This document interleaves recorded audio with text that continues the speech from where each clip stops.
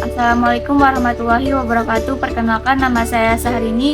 Di sini saya akan membahas materi globalisasi pada pelajaran IPS. Pengertian globalisasi. Globalisasi diambil dari kata global, yaitu universal.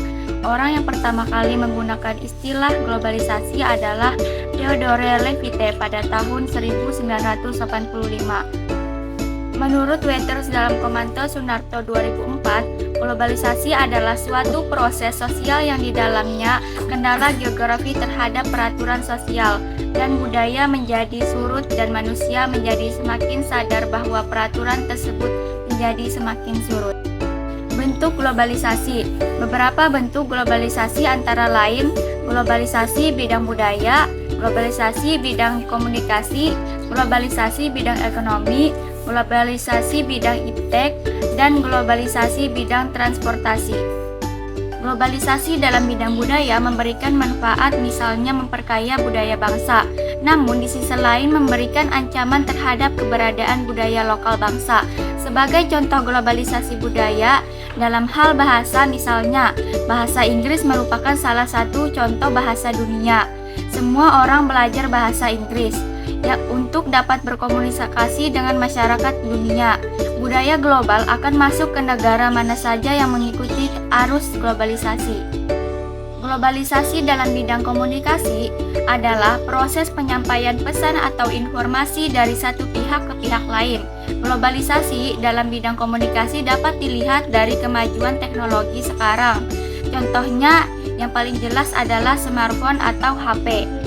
Globalisasi dalam bidang ekonomi merupakan suatu aktivitas ekonomi dan perdagangan secara global dan terbuka. Globalisasi ekonomi berkaitan erat dengan perdagangan bebas. Perdagangan bebas adalah sistem perdagangan yang makin luas dan menghilangkan hambatan-hambatan tidak lancarnya perdagangan internasional. Globalisasi dalam bidang iptek. Iptek singkatan dari ilmu pengetahuan dan teknologi. Tujuan utama perkembangan globalisasi iptek adalah perubahan kehidupan masa depan manusia yang lebih baik, mudah, murah, cepat, dan aman. Sebagai contoh, mobil internet keliling. Globalisasi dalam bidang transportasi.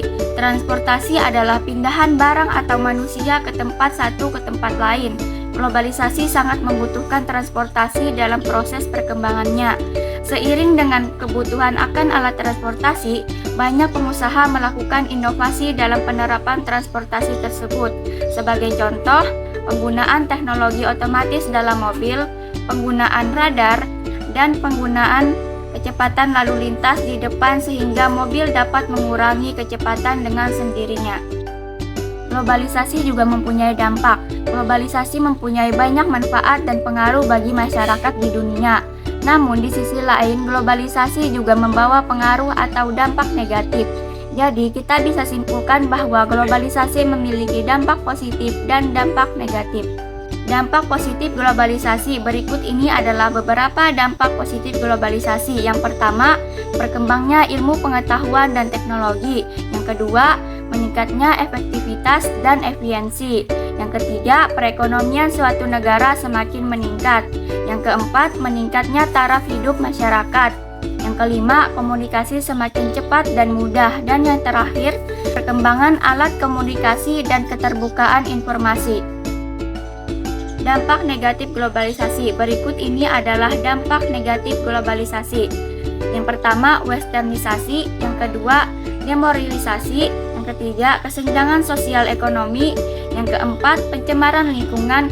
Dan yang terakhir adalah kenakalan remaja.